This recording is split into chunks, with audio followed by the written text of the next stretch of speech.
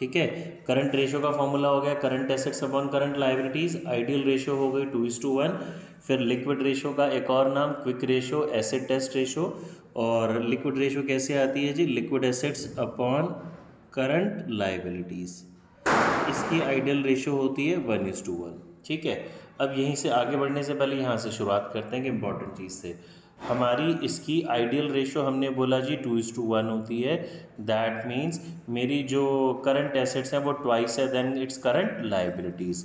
But exam में मुझसे पूछा गया कि अगर हमारी एक कंपनी की करंट रेशियो 7:1 आ रही है, ठीक है, तो वो आइडियल से तो बहुत ज़्यादा है, तो क्या वो रेशियो अच्छी है या ख़राब है?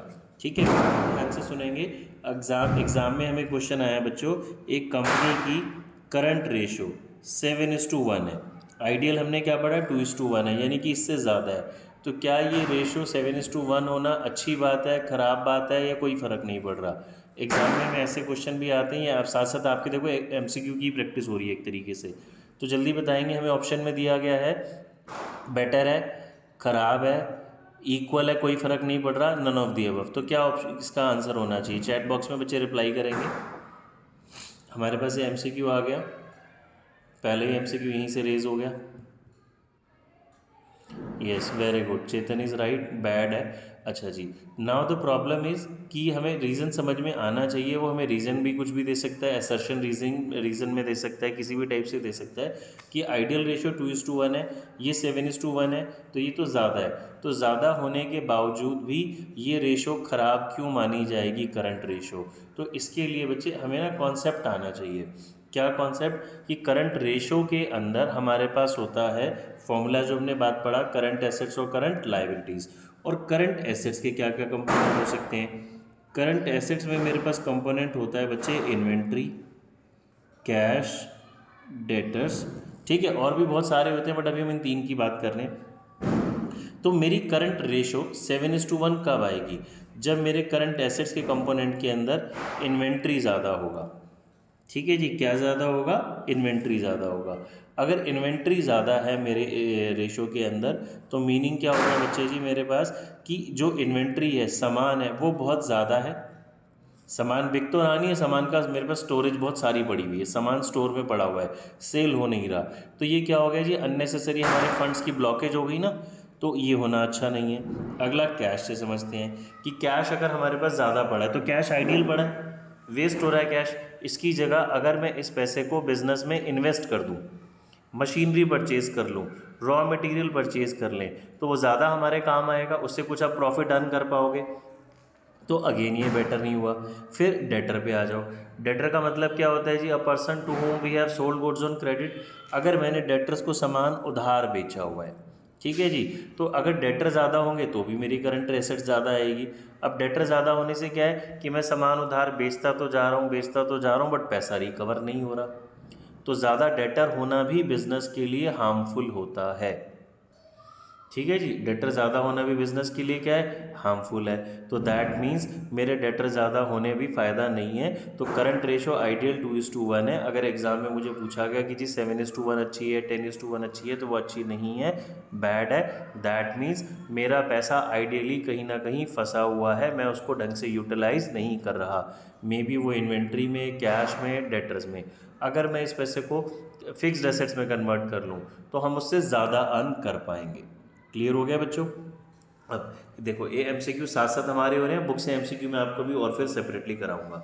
अब आ जाते हैं जी लिक्विड रेशो पे। अब ये लिक्विड रेशो का formula liquid assets upon current liability है। तो ये लिक्विड एसेट्स आता कैसे है? जब हम बात करते हैं कुछ इंपॉर्टेंट पॉइंट्स की, इन रेशोज़ को सॉल्व करने के लिए हमें कुछ और इन्फॉर्मेशन भी चाहिए होती है।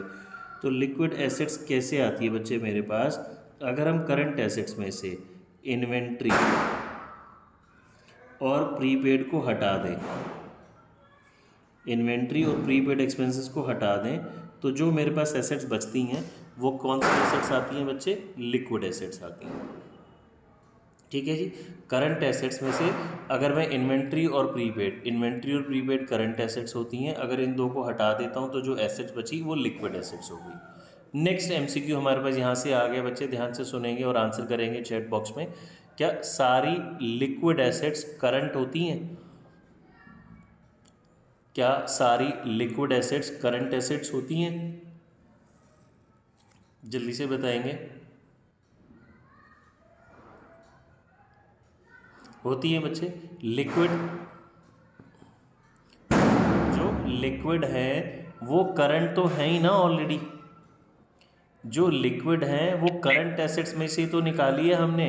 अगर मैं करंट एसेट्स में से दो एसेट्स को हटा दूं तो वो लिक्विड भी है, करंट तो वो ऑलरेडी थी। अब इसका वाइसा वर्सा बच्चे एग्जाम में पूछा जाएगा, एमसीक्यू में किसी भी तरीके से पूछ सकता है कि क्या सारी करंट एसेट्स लिक्विड होती हैं? क्या सारी करंट एसेट्स लिक्विड होती हैं? तो आंसर इज नो। क्योंकि करंट एसेट्स में से, करंट एसेट्स सपोज बहुत सारी मेरे पास करंट एसेट्स पड़ी हैं, जिसमें कि मैं बोल देता हूँ जी हमारे पास कैश इन हैंड है, कैश एट बैंक है, short term investment, debtors, bills receivable है, प्रीपेड है। तो ये जो सारी एसेट्स हैं ये मेरी करंट तो हैं, बट ये सारी लिक्विड नहीं है, बिकॉज इसमें से मुझे दो एसेट्स को हटाना पड़ेगा, तो वो सारी एसेट्स लिक्विड एसेट्स कहलाएंगी। ठीक है। अगला क्वेश्चन, करंट एसेट्स क्या होती हैं, लिक्विड एसेट्स क्या होती हैं? आपके पास ये पूछा जा सकता है जी। करंट एसेट्स हमें पता है जो with in the balance sheet with in 1 year जो हमारे पास जो कि कैश में कन्वर्ट की जा सकती हैं, एग्जॉस्ट हो जाती हैं, यूज़ हो जाती हैं, ख़त्म हो जाती हैं, वो करंट होती हैं। तो अब लिक्विड क्या होता है? लिक्विड एसेट्स हाईली लिक्विड हो गई जी, मतलब जो करंट एसेट से भी बहुत जल्दी कैश में कन्वर्ट हो जाती हैं, वो मेरी कौन सी एसेट्स होती हैं जी? लिक्विड एसेट्स होती हैं। बात समझ में आ गई बेटा? अगली चीज़, इन रेशियोज को सॉल्व करने के लिए अगली मुझे इंपॉर्टेंट चीज़ क्या चाहिए? Working capital. अब वर्किंग कैपिटल का क्या फॉर्मूला होता है मेरे पास? Current assets minus current liabilities. Current assets में से करंट लाइबिलिटीज़ को हटा देंगे तो जो एसेट्स बचेंगी वो क्या गलत बोल गया। वर्किंग कैपिटल का फॉर्मूला क्या होगा? सी ए माइनस सी एल। ये मेरी करंट एसेट्स हो, वर्किंग कैपिटल हो गई। फिर टोटल एसेट्स। अब अगर हमने बैलेंस शीट पढ़ी है आप लोगों ने, एनालिसिस वाली बुक का फर्स्ट चैप्टर, तो आपको ये बहुत अच्छे से आता होगा, वो पढ़ लिया तो ये सारा काम हमारे लिए बहुत इजी हो गया। तो टोटल एसेट्स का फॉर्मूला बच्चे क्या होता है? Non current assets plus current assets. अब मुझे अगर करंट एसेट्स फाइंड आउट करना है तो टोटल एसेट्स में से नॉन करंट एसेट्स को माइनस कर देंगे, क्या आ जाएगा मेरे पास? Current assets.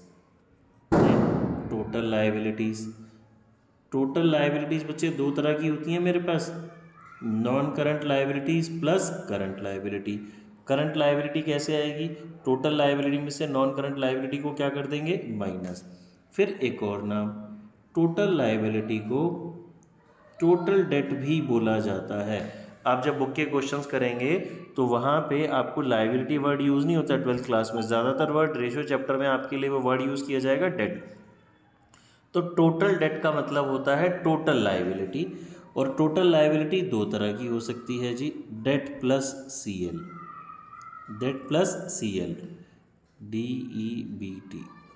यानी कि नॉन करंट लाइबिलिटी का सिनोनिम क्या हो गया? डेट। इसको भी मैं लिख देता हूँ, non current liability equals to debt, equals to non current liability में डेट आ गया। यानी कि मेरे पास क्या, इसका एक और मीनिंग क्या हो सकता है? Long term borrowings, long term borrowings, long term provisions. ठीक है जी, क्लियर है बच्चे? बात समझ में आ रही है? ठीक है। देन हमारे पास ये डेट के एग्जांपल्स क्या होते हैं जी? डेट में मेरे पास अगर क्वेश्चन में डिवेंचर लिखा है, नॉन करंट लाइबिलिटी है। लोन लिखा है, नॉन करंट लाइबिलिटी है। Public deposit, non current liability है। ये सारी नॉन करंट लाइबिलिटीज़ हो गई जी हमारे पास। ठीक है। फिर एक बहुत इंपॉर्टेंट बात, जब हम डेटर वर्ड यूज़ करेंगे, ठीक है जी, मुझे अगर करंट रेशो निकालनी है तो करंट रेशो के लिए मेरे पास डेटर वर्ड आएगा।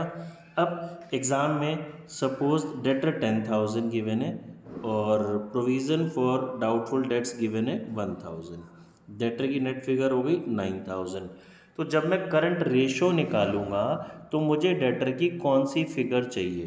तो हमें डेटर की याद रखेंगे, 9,000 यूज़ करेंगे, 10,000 यूज़ नहीं करेंगे। While calculating current ratio, provision for doubtful debts must be deducted from debtors. Because current ratio निकालते टाइम आप क्या चेक कर रहे हैं कि डेटर की रियलाइज्ड वैल्यू कितनी है। ये अगला एमसीक्यू बन गया बच्चे आपके पास कि डेटर आप कितने यूज़ करेंगे। डेटर यूज़ करेंगे 9000 बिकॉज मुझे डेटर की ना वो चाहिए होती है रियलाइज्ड वैल्यू। बिकॉज आप क्या निकाल रहे हो कि आपके पास अपनी लाइबिलिटीज़ पे करने के लिए कितनी एसेट्स हैं। ठीक है जी, यानी कि ये 2:1 का भी मतलब यही था ना यहाँ पे कि current assets are twice than its current liabilities. तो मुझे डेटर की रियलाइज्ड वैल्यू चाहिए कि डेटर से मुझे कितना पैसा मिलेगा। क्लियर हो रही बात। फिर बस इम्पॉर्टेंट बात, फिर मेरे पास एक इम्पॉर्टेंट चीज़ आती है इसमें। अगर मुझे क्वेश्चन में इन्वेंट्री वर्ड गिवन है, इन्वेंट्री, तो इन्वेंट्री में अगर मेरे पास लिखा है लूज टूल्स एंड स्पेयर, तो मुझे इन्वेंट्री को यूज़ करना है excluding loose tools and stores and spheres.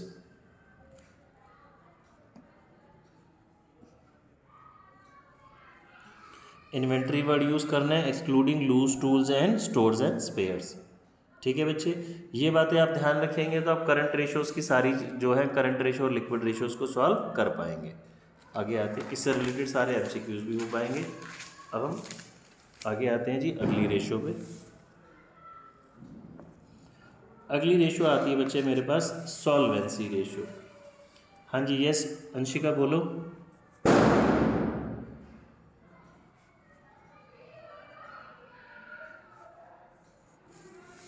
अंदर को बनाने के लिए क्या बच्चे, दोबारा बोलो।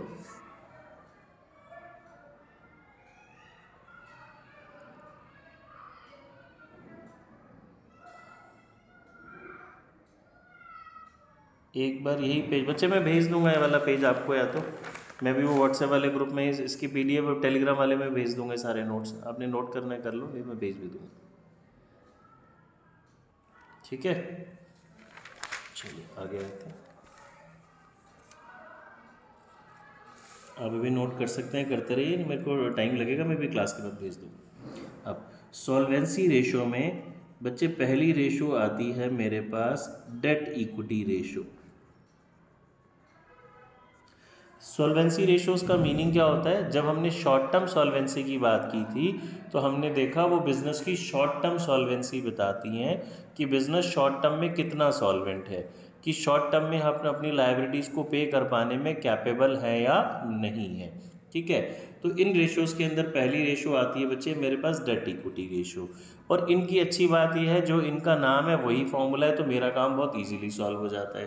तो डेट इक्विटी रेशो का क्या फॉर्मूला बन गया बच्चे मेरे पास, डेट अपॉन इक्विटी। डेट का मतलब अभी हमने बात की है, डेट का मतलब क्या होता है, नॉन करंट लायबिलिटी। ठीक है, इक्विटी को अभी मैं आपको डिटेल में एक्सप्लेन करता हूँ। पहले मैं इसकी सारी रेशोज़ बता दूँ, फिर इसके हम जो नोट्स हैं वो लिख लेंगे। फिर हमारे पास आ गई जी total assets to debt ratio. Again जो नाम है वही फॉर्मूला, इजी हो गया मेरे लिए काम। Total assets upon debt, total assets upon debt. Total assets अभी हमने बात किया non current assets plus current assets, debt का मतलब नॉन करंट लायबिलिटी। इक्विटी मैंने आपको भी बतानी है। फिर इसके अंदर आता है बच्चे मेरे पास interest coverage ratio.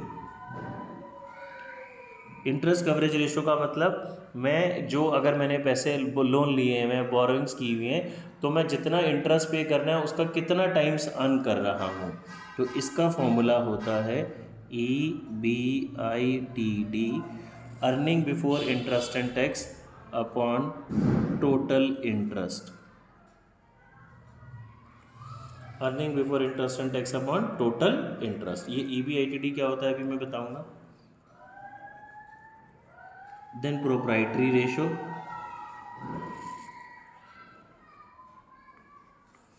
Proprietary ratio का फॉर्मूला होता है बच्चे मेरे पास equity upon total assets, equity upon total assets. अभी इक्विटी अपॉन टोटल एसेट्स ये जो रेशो है ना प्रोप्राइटरी रेशो, कभी आप बुक में या एमसीक्यू में आपको इसका आंसर आया, ये फ्रैक्शन में भी आती है बच्चे हमारे पास प्योर रेशो की फॉर्म में, और अगर मैं इसको 100 से मल्टीप्लाई कर देता हूँ तो ये मेरे पास परसेंटेज में भी आती है। तो ये बोथ वेज ठीक है, ये बात याद रखेंगे, इसका आंसर दोनों तरीके से मेरे पास आ सकता है।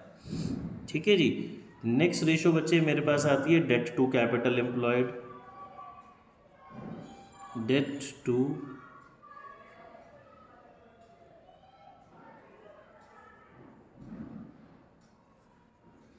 अगेन जो नाम है वही फॉर्मूला हो गया, debt upon capital employed, debt upon capital employed. ठीक है बच्चे जी। चलिए अब इनको हम आगे समझते हैं। यहाँ पे इक्विटी को जो इन रेशियोज को सॉल्व करने के लिए मुझे क्या क्या चाहिए उनकी बात हम समझते हैं, इंपॉर्टेंट पॉइंट्स। देखो जी, पहला डेट हम ऑलरेडी डिस्कस कर चुके हैं। डेट का मतलब non current liability, long term borrowings, long term provisions हो गए। इक्विटी को समझते हैं बच्चे सबसे पहले। तो बहुत सारे सिनोनिम में बहुत ध्यान से समझेंगे। इक्विटी का मतलब होता है बच्चे मेरे पास shareholders fund, share holder का पैसा। इक्विटी का मतलब क्या हो गया? Shareholders fund, share holder का पैसा। तो शेयर होल्डर फंड और इक्विटी सिनोनिम हो गए जी। अच्छा, फिर अगर मैं बैलेंस शीट से समझना चाहूँ, एनालिसिस वाली बुक का जो फर्स्ट चैप्टर जो हमने कंपनीज की बैलेंस शीट पढ़ी, तो शेयर होल्डर फंड में क्या क्या आता है बच्चे मेरे पास? Share capital plus reserves and surplus.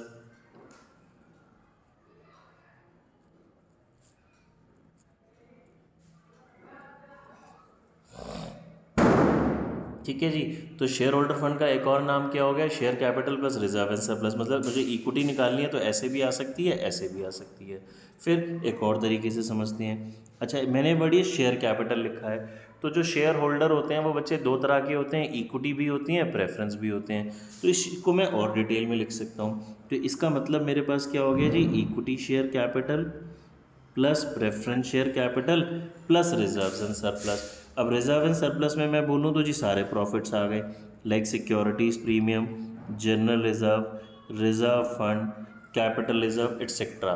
और माइनस अगर कोई लॉसेज हैं तो, जैसे कि पी एंड एल का डेबिट बैलेंस अगर हो गया तो, statement of P and L अगर नेगेटिव है, statement of P and L है तो वो पॉजिटिव हो जाएगा। तो ये इक्विटी के देखिए कितने सारे तरीके से हम सॉल्व कर सकते हैं। शेयर होल्डर फंड हो गया एक और, अगर मुझे शेयर होल्डर फंड गिवन है, इक्विटी गिवन है, सेम थिंग। फिर इक्विटी का एक और, share capital plus reserve and surplus. Then इसी को हमने और एक्सपैंड कर दिया, तो equity share capital plus preference share capital plus reserve and surplus में मैंने यहाँ दो तीन ही नाम लिखे हैं, बहुत सारे नाम हो सकते हैं। इसमें IFR भी आ जाएगा जी, आपके पास WCR भी आ जाएगा, securities premium, general reserve, P&L का क्रेडिट बैलेंस, कैपिटल रिजर्व, और कोई लॉसेज हैं लाइक P&L का डेबिट बैलेंस है तो वो क्या हो जाएगा बच्चे? माइनस। फिर एक और फॉर्मूला होता है इक्विटी का हमारे पास, total assets minus total liabilities. अब एक total assets minus total liabilities में बड़े सारे बच्चे कंफ्यूज होते हैं कि sir asset side, balance sheet की एसेट साइड का टोटल और बैलेंस शीट की लाइबिलिटी साइड का टोटल। नहीं, वो नहीं लेना आपने, क्योंकि इसमें कई बार कुछ और चीज़ें भी होती हैं। तो अब अगर आप टोटल एसेट्स में से टोटल लायबिलिटी माइनस कर देंगे, टोटल एसेट्स में हमने पढ़ाई है non current assets plus current assets और non current liability plus current liability. तो ये सारी चीज़ों से बच्चे मेरे पास क्या सॉल्व हो जाएगा? इक्विटी। ठीक है। EBITD की बात अभी हम आगे करेंगे, जब मैं प्रॉफिटेबिलिटी रेशियो समझाऊंगा तो वहाँ डिटेल में बताऊंगा। टोटल इंटरेस्ट का मतलब होता है क्वेश्चन में जितनी भी मेरी लॉन्ग टर्म लायबिलिटीज़ हैं, जैसे कि डिबेंचर हो गया, लोन हो गया, पब्लिक डिपॉजिट्स हैं, इनके ऊपर जो मैं इंटरेस्ट पे कर रहा हूँ। टोटल एसेट्स हमें आता है। अब आ जाते हैं जी कैपिटल एम्प्लॉयड पे। कैपिटल एम्प्लॉयड कैसे निकलेगा?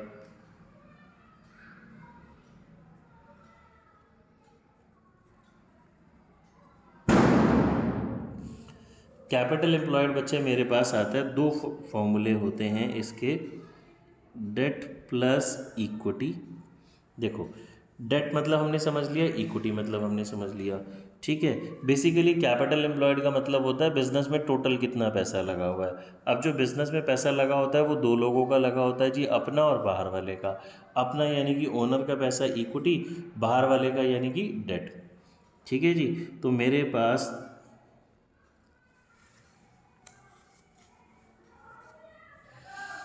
इसका दूसरा फॉर्मूला हो गया जी मेरे पास, fixed assets plus working capital. Non current assets plus working capital. अब आपको देखो मीनिंग समझ में आना चाहिए, कई तरीके से अभी फिर फॉर्मूला एक्सपेंड हो सकता है। फिक्स एसेट्स यानी कि non current assets plus working capital की जगह मैं current assets minus current liabilities भी तो लिख सकता हूँ ना। एग्जाम में बच्चे फॉर्मूलेज भी मुझसे पूछ लेता है कि इसका क्या डेरिवेशन है, क्या फॉर्मूला है, और कोई भी क्वेश्चन आएगा तो आपको कॉन्सेप्ट नहीं आता होगा, थोड़ा भी उसने चेंज कर दिया तो आप नहीं कर पाएंगे। अब मैं अगर इन दोनों को ऐड कर दूं, non current assets plus current assets को, तो ये क्या बन गया, total assets minus current liabilities. देखिए ये भी बन गया ना मेरे पास, बात समझ में आ गई, क्लियर है। अच्छा जी, फिर एक और चीज़ मुझे समझानी है। अच्छा, जब कभी भी आप टोटल एसेट्स वर्ड लेंगे ना, तो याद रखेंगे टोटल एसेट्स का मतलब होता है all assets excluding fictitious assets. Fictitious assets हमें पता ही है, वो एक्चुअल में हमारे एसेट्स नहीं होते, वो लॉसेस होते हैं जिन लॉसेस को अभी तक हमने राइट ऑफ नहीं किया होता। ठीक है। अच्छा जी, फिर हम आ जाते हैं, ठीक है, बस इसमें तो यही आएंगी, अगली रेशोज पे आ जाते हैं, टर्नओवर रेशियोज पे।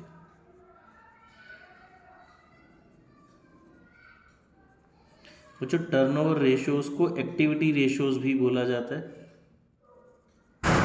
अभी वाइवा में एक बच्चे से यही पूछ लिया जी, टर्नओवर रेशियो का एक और नाम बताओ, एक्टिविटी रेशियोज।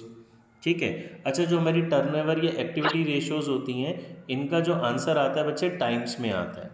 जिससे पहले हमने रेशियो की वो प्योर रेशियोज थी, हमारे पास फ्रैक्शन में आएंगी, और जो टर्नओवर रेशियोज हैं उनका आंसर आपको हमेशा टाइम्स में लिखना है। सबसे पहली मेरे पास यहाँ पे जो रेशियो आती है, आती है बच्चे inventory turn over ratio. Inventory turnover ratio, तो इन्वेंट्री टर्नओवर रेशियो यानी कि स्टॉक टर्नओवर रेशियो भी इसको बोल देते हैं, इन्वेंट्री का नाम बिकॉज स्टॉक होता है। तो इसका फॉर्मूला हो गया COGS, या फिर cost of RFO, cost of revenue from operation upon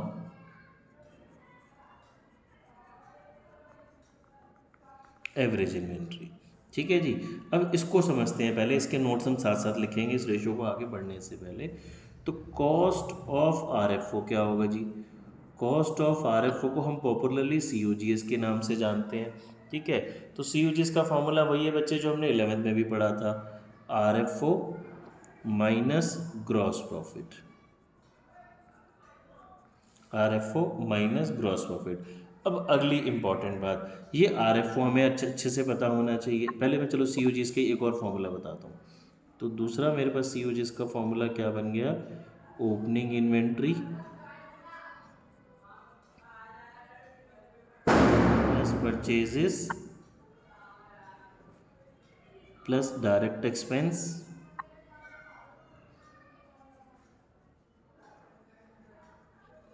minus closing inventory.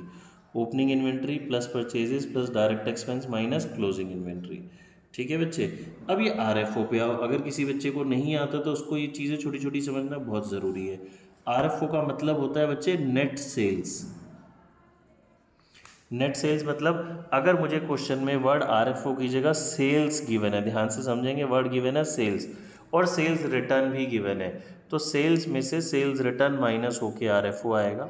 But अगर क्वेश्चन के अंदर वर्ड गिवन है RFO और सेल्स रिटर्न भी गिवन है, तो RFO में से सेल्स रिटर्न को आपको माइनस नहीं करना, because RFO itself net sales होता है। ठीक है बच्चे। तो अगर मैं बोलूँ नेट सेल्स, तो नेट सेल्स कैसे आएगी, सेल्स माइनस सेल्स रिटर्न, और नेट सेल्स का मतलब हम क्या बोल सकते हैं, RFO रेवेन्यू फ्रॉम ऑपरेशन। ठीक है बच्चे, ये समझ आ गया, RFO की बात समझ में आ गई। अब आ जाओ जी एवरेज इन्वेंट्री पे। एवरेज इन्वेंट्री कैसे आएगा, अभी जब टर्नओवर और रेशियोज पढ़ेंगे ना आप, डिनोमिनेटर में सभी की एवरेज है, जो भी रेशियो बात कर रहे होंगे जो उससे रिलेटेड चीज़ होगी उसकी एवरेज है। तो एवरेज का फॉर्मूला बहुत इजी है मेरे पास, जैसे एवरेज इन्वेंट्री है, तो इसका फॉर्मूला क्या हो गया,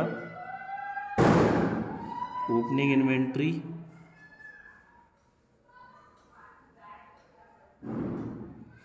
plus closing inventory upon 2। Opening inventory plus closing inventory upon 2। ठीक है बच्चे, बात समझ में आ गई। अब इसी से रिलेटेड एक और रेशो हमारे एग्जाम में आती है बच्चे। अगर क्वेश्चन में RF और सेल्स रिटर्न दोनों गिवन है तो सेल्स रिटर्न को आप इग्नोर करेंगे। यही बात मैंने इंपॉर्टेंट बात समझाई कि RFO means itself means net sales. अगर RFO गिवन है तो सेल्स रिटर्न इग्नोर होगा। अगर सेल्स वर्ड गिवन है और सेल्स रिटर्न गिवन है तो सेल्स में से सेल्स रिटर्न माइनस होगा। ठीक है बच्चे। फिर हमारे पास एक अगली चीज़ आती है इन्वेंट्री वेलोसिटी रेशो, इसी से रिलेटेड आती है जी। अगली रेशो आ गई इन्वेंट्री वेलोसिटी रेशो या फिर इन्वेंट्री कन्वर्जन पीरियड।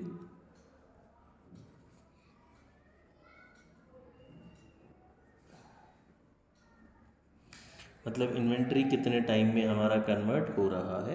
तो इसका formula 12/365 upon inventory turnover ratio.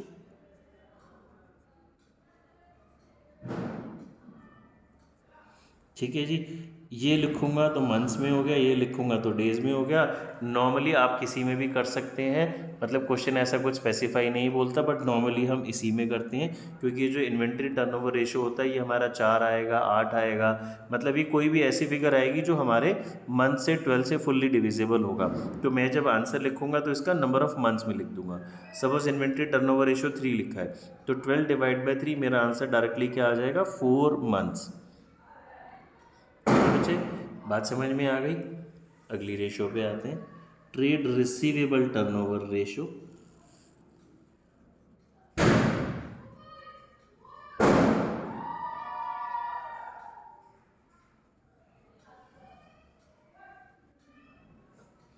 Trade receivable, अब देखो बच्चे हमें ना मीनिंग समझ में आना चाहिए।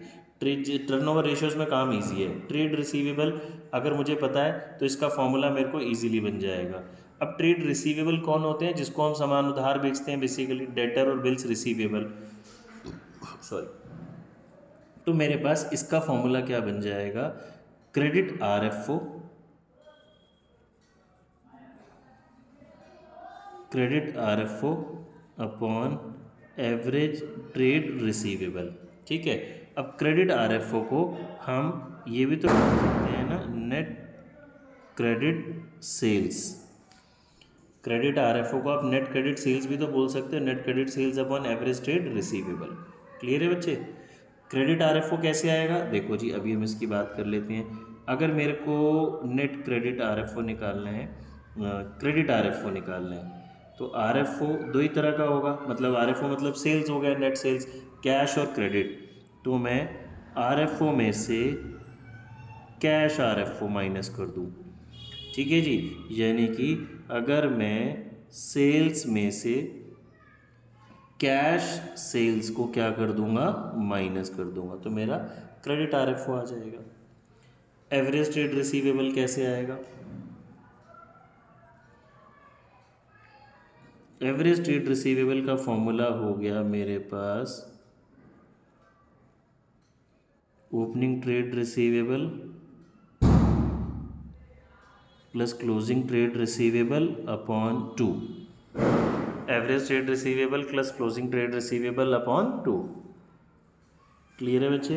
अब ये मुझे समझना है जी बहुत ध्यान से, एवरेज ट्रेड रिसीवेबल और कैसे कैसे आ सकता है। अब पहले तो मुझे पता होना चाहिए ट्रेड रिसीवेबल में क्या आता है जी। ट्रेड रिसीवेबल मेरे पास डेटर और बिल्स रिसीवेबल को मिला के बनता है। ठीक है, डेटर्स और बिल्स रिसीवेबल को मिला के बनता है। अब अगर मेरे पास देखो एवरेज ट्रेड रिसीवेबल का एक तो ये हो गया, दूसरा अगर मुझे क्वेश्चन में ध्यान से समझेंगे, डेटर और बिल्स रिसीवेबल की एक एक ही फिगर गिवन है, मतलब ओपनिंग क्लोजिंग नहीं है, तो मैं इसी को एवरेज ट्रेड रिसीवेबल ले लूँगा। मुझे इसको डिवाइड बाय 2 नहीं करना। ठीक है, मुझे अब इसको डिवाइड बाय 2 नहीं करना। अगली बात समझेंगे, अगर क्वेश्चन में कुछ डाटा इस तरीके से गिवन है, ओपनिंग क्लोजिंग डेटर और बिल्स रिसीवेबल 100 200। ठीक है, ध्यान से समझेंगे बच्चे ये वाली बात। तो ओपनिंग ट्रेड रिसीवेबल हो गया 300, क्लोजिंग ट्रेड रिसीवेबल हो गया 700। तो मेरे पास फॉर्मूला क्या बन जाएगा, opening plus closing upon 2, 300 plus 700 upon 2। तो एवरेज ट्रेड रिसीवेबल 500 आ गया। बट अगर दोबारा समझा रहा हूँ, डेटर और बिल्स रिसीवेबल की एक ही फिगर गिवन है, तो मुझे अब डिवाइड बाय 2 नहीं करना। सिर्फ डेटर की एक ही फिगर गिवन है, उसी को आप एवरेज ले लेंगे। सिर्फ बी आर गिवन है, उसी को एवरेज ले लेंगे। दोनों की एक एक फिगर गिवन है, उसी को ऐड कर लेंगे। ठीक है, तब डिवाइड बाय 2 नहीं करना। बट क्वेश्चन मुझे कुछ इस तरीके से गिवन है, तो फिर मुझे डिवाइड बाय 2 करना पड़ेगा। ठीक है, फिर अगली इंपॉर्टेंट बात, जब अभी हमने करंट रेशो की बात करी थी, तो करंट रेशो कैलकुलेट करते टाइम आपने प्रोविज़न फॉर डाउटफुल डेट्स को डेटर में से माइनस किया था। तो क्या यहाँ पे भी माइनस करना या नहीं करना, जल्दी से बताएंगे बच्चे। क्या यहाँ पे भी जब अब मैं trade receivable turnover ratio find out करूँगा, तो क्या मुझे प्रोविज़न फॉर डाउटफुल डेट्स को सब्ट्रैक्ट करना या नहीं करना? नहीं करना। Very good, Sahil is right. मैं लिख देता हूँ, while calculating trade receivable turnover ratio, while calculating TR मतलब ट्रेड रिसीवेबल टर्नओवर रेशो। ये बच्चे इंपॉर्टेंट चीज़ है, हमारा MCQ का एक इम्पॉर्टेंट क्वेश्चन बन गया। और जब आप क्वेश्चन नॉर्मल वैसे प्रैक्टिकल सॉल्व करते हैं तो भी बात पता होना चाहिए, और नहीं तो MCQ के लिए तो बहुत इंपॉर्टेंट हो गया। While calculating trade receivable turnover ratio, provision for doubtful debts are not deducted from trade receivable। ठीक है जी, चलिए फिर इसी से रिलेटेड अगली रेशो आ जाती है मेरे पास,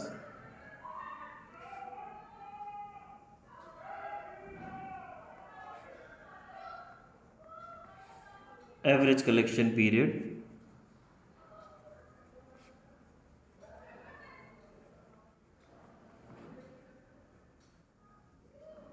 या फिर डेट कलेक्शन पीरियड। जो हमने उधार दिया वो ऑन एन एवरेज हमारे पास कितने टाइम में रिकवर हो रहा है। जैसे हमने भी इन्वेंट्री वेलोसिटी पढ़ी थी ना, ये वैसे ही हो गया जी। तो इसमें मेरे पास 365, 12, 52 upon trade receivable turnover ratio. ठीक है जी, आप इसको कैसे भी सॉल्व कर सकते हैं, न्यूमरेटर में कुछ मर्जी रखें, बट हमें तो क्वेश्चन इजी करना है, मार्क्स पूरे लाने हैं। तो हम नॉर्मली इसमें न्यूमरेटर में 12 भी रखते हैं, क्योंकि जो डिनोमिनेटर की फिगर होती है वो उससे फुल्ली डिविजिबल हमें मिल जाती है। और जब आप आंसर लिखेंगे तो फिर इसका आंसर कैसे लिखेंगे आप, मंथ्स में। ठीक है बेटा, कैसे लिखेंगे, मंथ्स में। अगली रेशो में आ जाते हैं। ये वाला जो काम है हमारा MCQ के पॉइंट ऑफ व्यू से इम्पोर्टेंट हो गया। नेक्स्ट रेशो 1 2 3, ये फोर्थ रेशो हो गई इसकी। Fifth ratio,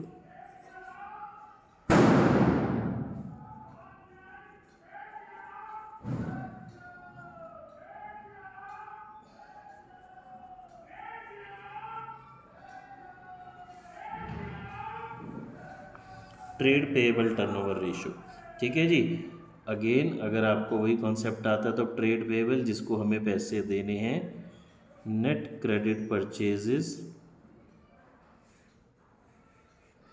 net credit purchases upon average trade payable, net credit purchases upon average trade payable. ठीक है बच्चे, अब ये नेट क्रेडिट परचेज कैसे आएगी। परचेजेस दो तरह की होती हैं, कैश और क्रेडिट। तो टोटल परचेज में अगर हम कैश परचेज को माइनस कर देते हैं तो क्रेडिट परचेज आ जाएगी। नेट का मतलब क्या हो गया, इसमें से आपको परचेज रिटर्न माइनस कर देंगे, तो ये मेरा आंसर आ गया। ठीक है बच्चे, बात समझ में आ गई। एवरेज ट्रेड पेएबल कैसे आएगा,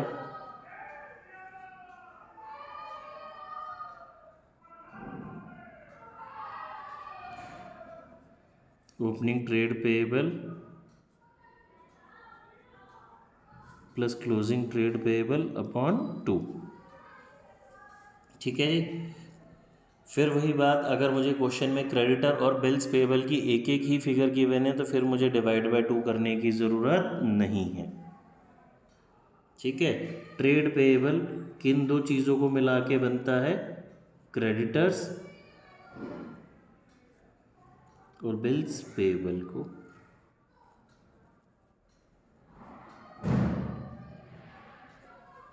ठीक है जी।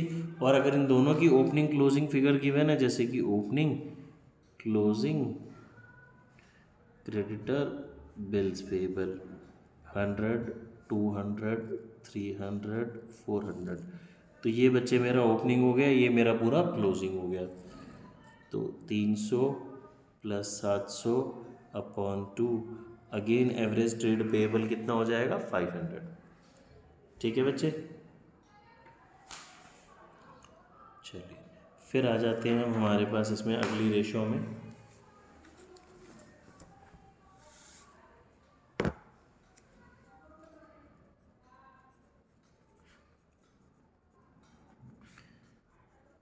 Fixed assets turnover ratio. Fixed assets turnover ratio, तो RFO upon net fixed assets. RFO upon net fixed assets. अभी RFO बच्चे मेरे पास क्या हो गया? अभी हमने बात करी नेट फिक्स्ड एसेट्स कैसे आएगा?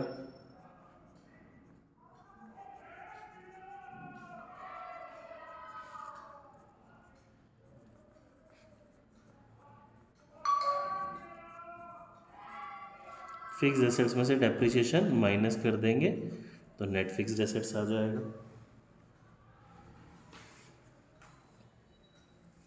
फिर है जी net assets turnover ratio. Ratio number कौन सी थी हमारी? Trade payable 5th 6th ratio. बच्चे आपके पास सारे नोट्स भी तैयार हो गए, ये आपको ढंग से समझ में आ गया, तो जब हम MCQs करेंगे तो भी आपको बहुत हेल्प होने वाली है। नेट एसेट्स टर्नओवर रेशो, इसको बच्चे कैपिटल एम्प्लॉयड टर्नओवर रेशो भी बोला जाता है।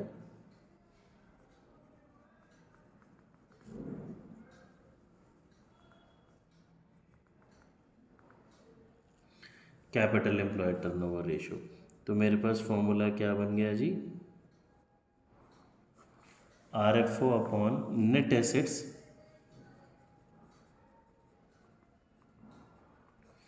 या फिर capital employed.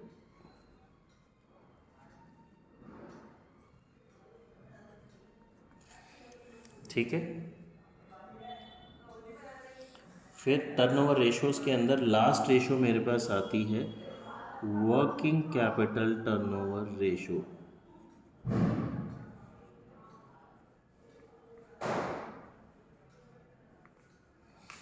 Working capital turnover ratio, इसका फॉर्मूला अगेन बच्चे वही देखो, RFO ही आ रहा है सब में, RFO अपॉन वर्किंग कैपिटल।